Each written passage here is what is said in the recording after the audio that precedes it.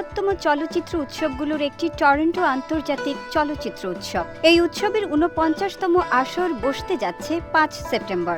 ১১ দিনব্যাপী এই উৎসবে ৭ সেপ্টেম্বর বিশ্ব প্রিমিয়ার হতে যাচ্ছে বাংলাদেশি ছবি সাবা। TIFF এর আসন্ন উৎসবে ডিসকভারি প্রোগ্রামে বিশ্বের ২৪টি চলচ্চিত্রের সাথে স্থান করে নেয়া সাবা ছোট পর্দার তারকা অভিনেত্রী মেজাবিন অভিনীত প্রথম ছবি। এটি পরিচালনা করেছেন মাকসুদ হোসেন।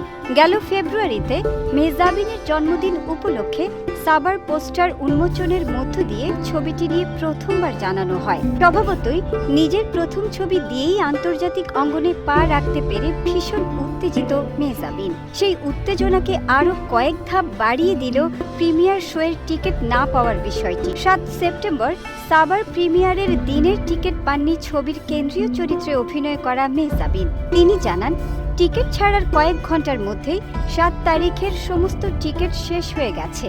বন্ধুদের জন্য টিকিট কাটতে চেষ্টা করেও ব্যর্থ হয়েছেন তিনি। তবে আশার কথা হচ্ছে ঠিক পরের দিনেই আছে সাবার আরও একটি শো। সেদিন উপস্থিত থাকবেন জনপ্রিয় এই অভিনেত্রী। খবরটি সামাজিক যোগাযোগ মাধ্যমে নিজেও জানিয়েছেন মেজাবিন। ৮ তারিখ ছাড়াও ১৪ তারিখে হবে আরেকটি শো। সেই শোতেও উপস্থিত থাকবেন মেজাবিন।